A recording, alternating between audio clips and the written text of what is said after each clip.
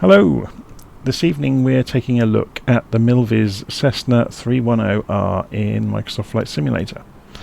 I've seen this plane around for a while and I've heard really great things about it, so I finally got round to getting a copy of it myself, and I wish I'd bought it sooner because it's absolutely spectacular. So we're going to have a quick look around the aircraft. You can see the modelling is absolutely brilliant. The quality of the three-dimensional modelling is, just among the best I've seen. If we go and jump inside the aircraft, the inside is fantastic too. You can see there's this default loadout with radio navigation kit. That can be changed, and the quality of the insides of the aircraft is really good too. So the first thing we're going to do, you'll see there's a little tablet down here. If we click on it, it actually appears over here, but there's another hidden spot here on the pillar to make it appear and disappear. Okay, so everything tends to be interactive. This is very much a study level aircraft, so you can do things like, opening the storm window. So we'll just close that again. Most of the breakers work as well, so they actually do what they should, and a lot of the switch gear actually works and influences the aircraft properly as it should. Okay, so having a look at the tablet here, what sort of things does it do? We can put baggage in any of the stowage areas around the aircraft, and you can see the aircraft moving around on its suspension as we do that. So if we open the doors around the aircraft, and we'll put some of the engine covers and things in as well. Let's go and have a look around. So we can see we've now got engine covers, we've got ribbons hanging from the pitot tubes, and you've got baggage in the various stowage areas. So it's really, really amazingly modelled.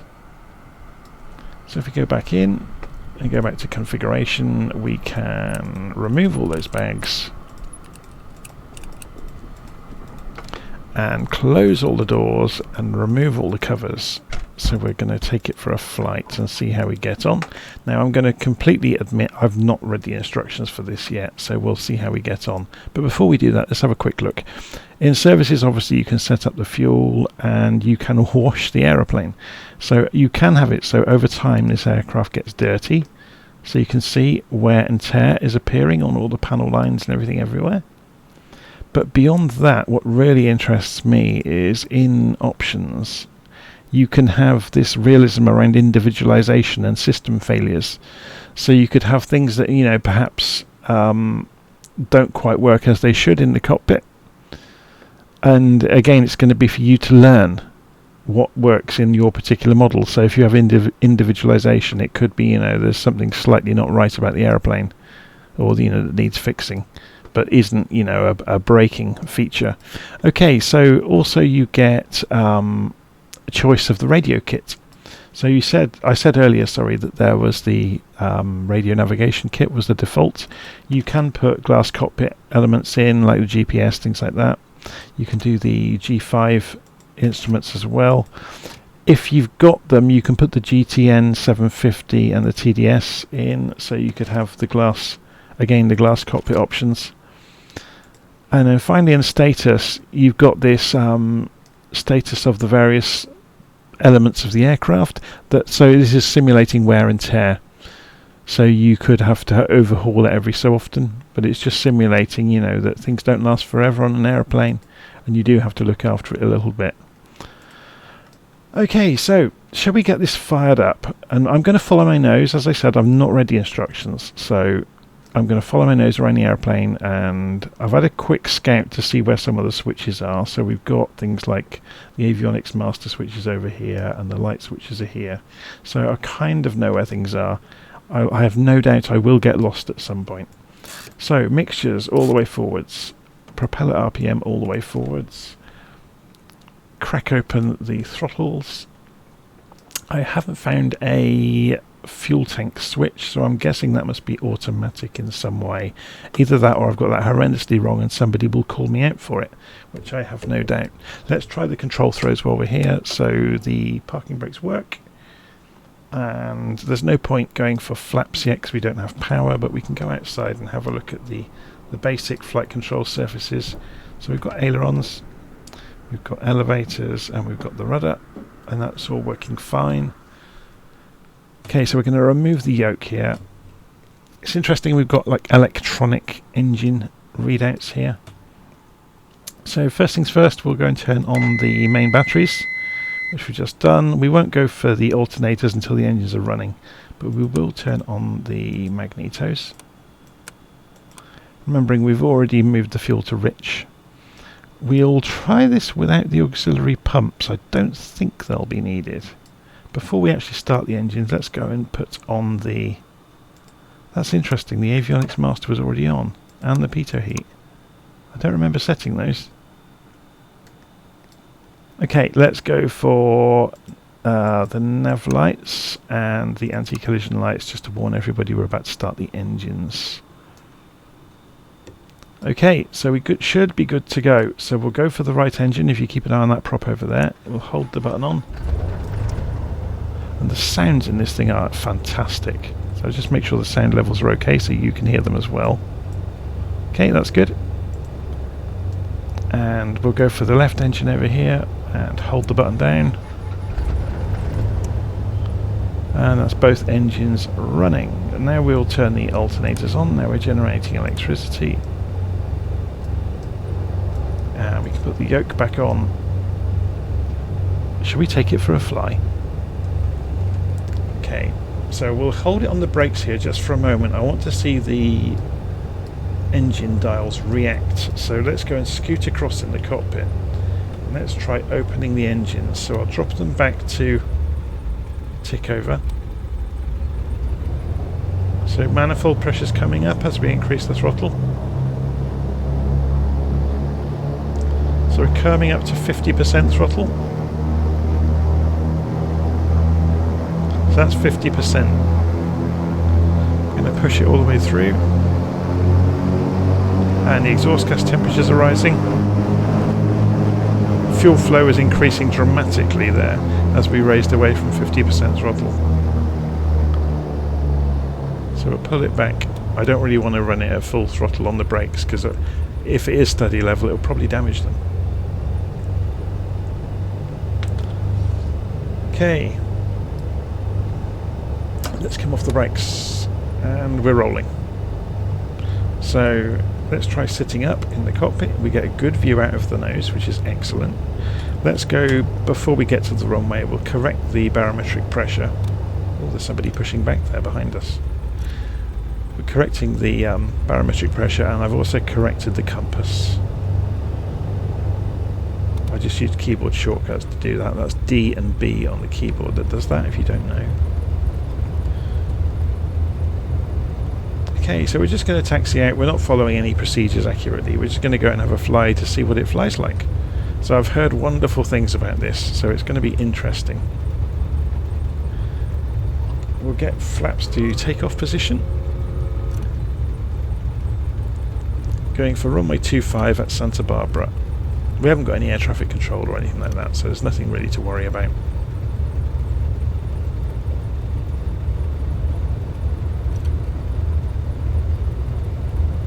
It's interesting that just while we were making turns on the ground, the turn coordinator was reacting quite strongly to that. Okay, so I'm going to roll down the runway. From what I've seen, this is quite a big heavy plane, so you have to be going quite fast. Oh, and the sim has paused on us. I haven't seen that for a while. So we'll just wait for the sim to wake back up and hope it doesn't crash the aircraft. Let's just give it a few moments. This is something to do with USB controllers, I'm almost certain of it. Certain USB controllers don't get on well with the simulator. So, yeah, here we go, look, it's released. The telltale is a lot of the controls move and move back again when it unfreezes itself. Okay, so we're waiting to get to 80 knots, which we've just done, so we'll lift the nose. And it came up very quickly. Remember, we've got no baggage though. Pull the throttles back a little bit. Gear is coming up. Coming through 110 knots, just about. Lower the nose. We're climbing at 1,000 feet quite easily. I will say it's very, very stable. just going to change my own levels, because you probably can't hear me either. And I'm going to change my own levels, because I can hardly hear myself talk. Open volume mixer, and yeah, turn flight sim down a bit so I can hear myself, which is good. Okay, let's have a look at it in the air. You can see it moving around, it's doing that itself, so points towards good things with a flight model usually. The illusion of speed of the blades is wonderful, it's very nicely done.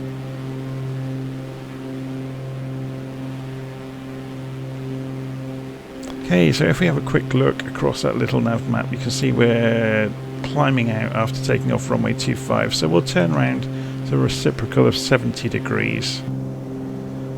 So, turning.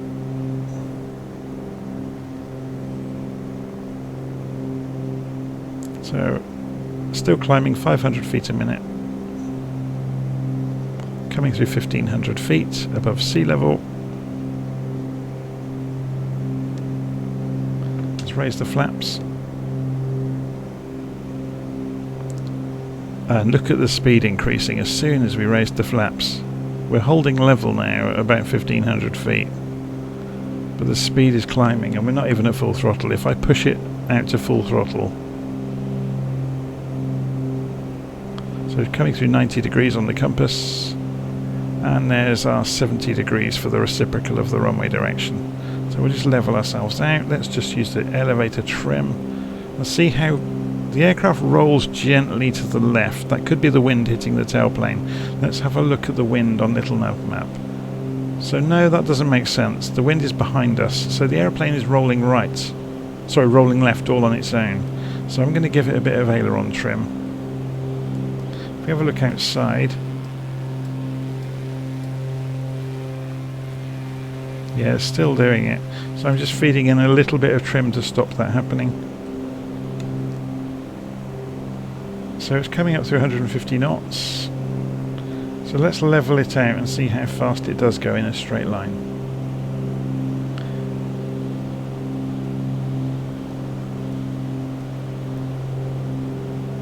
So obviously as it accelerates, it's picking up more lift from the wings, so the nose is coming up. So I'm having to trim more and more nose down as we travel along. So I think it would top out. So it's going to be around 200 knots, isn't it, by the time you level out. But obviously you wouldn't run it absolutely flat out on the engines because it's not going to be good for the aeroplane. Okay, let's go and turn back round. I'm going to cut the engine back to 50%. And again, look at that, it's holding the speed really at 50% throttle. So you could cruise probably an enormous distance with very low fuel flow.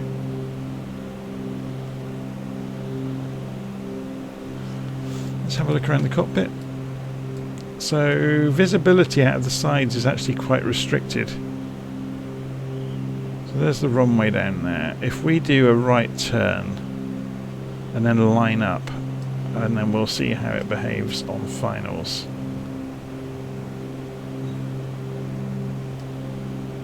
Okay.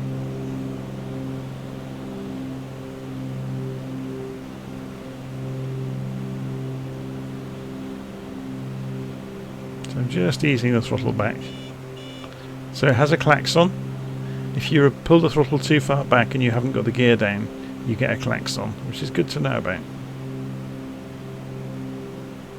So we're just coming into the realm now on the indicated airspeed where we can use the flaps. So we are going to drop the flaps. That will give us some drag, which will be really useful.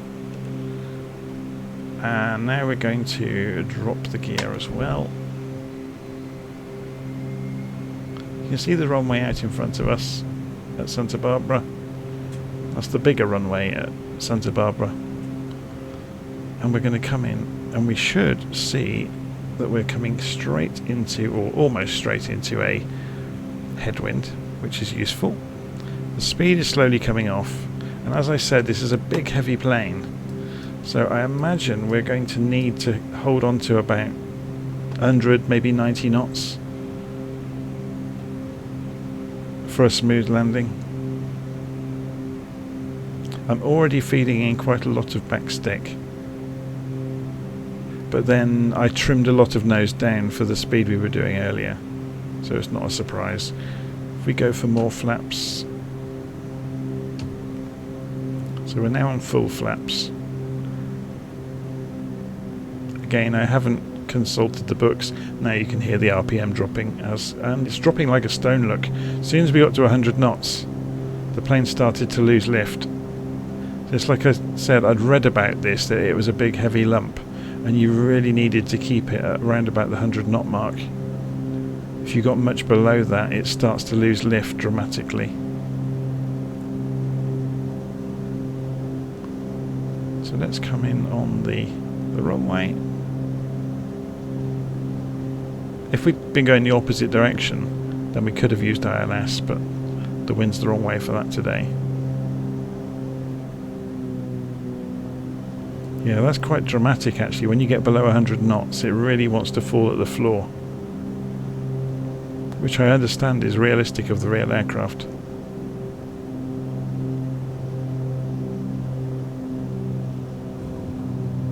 Okay, so it's pulling really hard to the left there.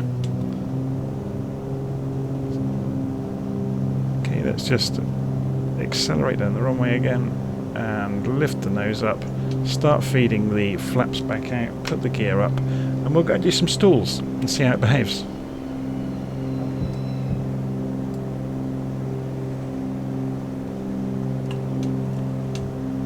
So flaps are up, we're at full throttle. Manifold pressure doesn't go that high on the gauges, even at full throttle. Obviously it doesn't do the engine any good. Obviously fuel flow goes through the roof when you push the throttle all the way forwards. Okay, let's do, as we climb out, let's continue a climbing turn, and then when we get to 70 degrees we'll fly alongside the runway and do a couple of stalls just to see how it behaves in a stall. So we're coming up towards 1500 feet and we're almost accidentally going to stall it into a spin here. I don't think it will spin, but we could give it a quick go, I guess. I imagine most GA airplanes are very benign in their behaviour. You know, you'll be lucky to get them to spin. And Flight Simulator doesn't really support spinning properly, so we'll wait and see. We'll see what it does. Okay, so still climbing 1,000 feet a minute. Coming up for 2,000. So what I'm going to do is pull the throttles back and just maintain a straight line and see what happens. So yeah, I'm going to leave it so we're on about 15% throttle, which avoids the klaxon. So I'm feeding more and more backstick in. We're below 100 knots now. More and more backstick. More and more. And you can hear the aircraft rattling. It doesn't like it. And it's starting to want to rotate right. But it's holding, look. That's interesting. If I cut the throttles entirely, it just very gently drops its nose. It's interesting that you could hear the turbulence on the wings. So full throttle. Let's come back up to 2,000 feet. If we get to 2,500 feet, then I will put it into a gentle turn and then try the stall again and see if it will drop a wing, and we'll try it both ways, left and right. Okay, so we're just coming up towards 2,500.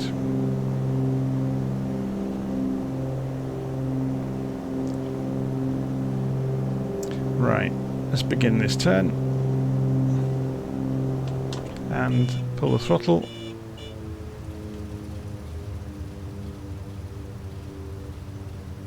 Doesn't really do anything.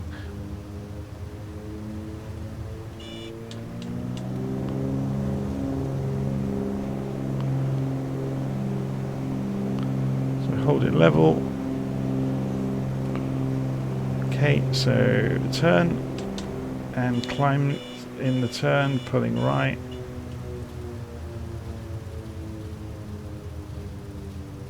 No, it won't do anything. So it's extremely stable.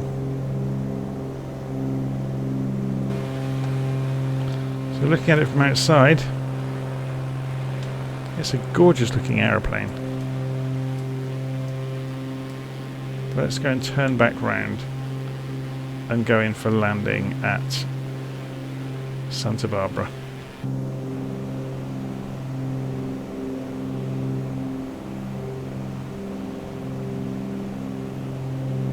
So I can see myself flying this actually quite a lot, just by virtue of the fact that all the switches work, so it gives you things to do in the air to go, go playing with the systems. So you might be wanting to use carb heat or all sorts of things.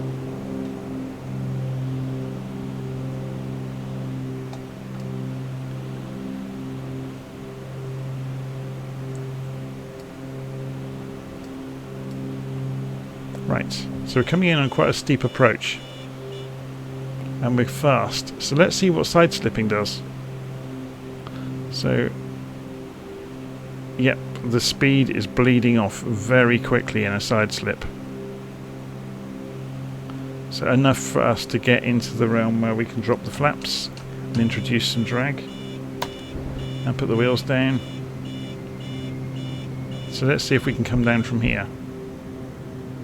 So we're using full side slip and full flaps and the gear down, and the speed is bleeding off even in this extremely steep descent.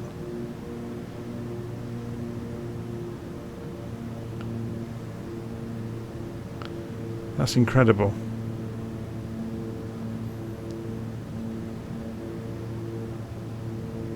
Okay, let's let it straighten up.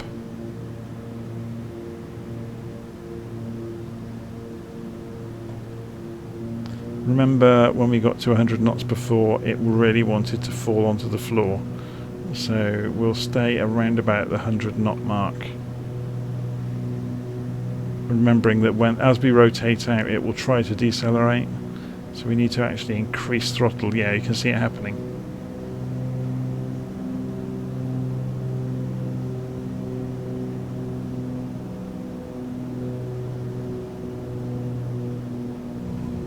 It was a bit heavy, but we're down. And wheel brakes. They're not tremendously strong, but then you have to remember the aircraft's heavy. So it's forgivable, I guess. Okay, so flaps up.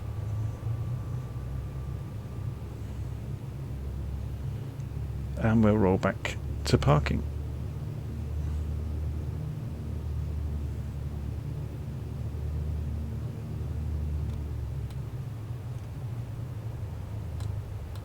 So yeah, it's incredibly easy to fly. It doesn't. There's no wing dropping, no snap rolls, or although I didn't do any kind of accelerated high G maneuvers because the plane's not designed for it. But I can't imagine it would do a drop a wing or anything like that, because it didn't. Doing a stall during a turn didn't cause anything to happen. Okay, we're just going to stop here. Parking brake on. So the easiest way usually to stop these kind of aeroplanes is to starve the engines of fuel, which then doesn't leave any fuel in the pipes, which is the best way to do it. And then come back down here. There's these interesting bars here, so if we want to turn the magnetos off, we can do it all in one go. Then obviously we can go and turn these switches back off for the lights. So we've got the avionics, the anti-collision, the nav, and then we can turn all the alternators and the battery off, and we're good to go. So obviously, yes, you can play games with opening the doors now and climbing out over the wing to leave the aircraft here on the tarmac. And obviously when we lowered the gear, we also lowered the ladder, so we get the nice steps to climb out as well. So there we go, it's the Milviz 310R, Cessna 310R. It's very, very good. I'd be intrigued now actually to have a look at some of those other radio options to see what they are, because I've not really looked into anything to do with that with Flight Sim yet. So obviously, we all know how to use the basic radios, and I've done tutorials on radio navigation, so that's the easy stuff for me. I think the fun thing for me will be learning some new glass cockpit instrumentation. Anyway, I'm going to leave it there. Hopefully you enjoyed that. That's the Cessna 310R from Milviz, so go buy a copy.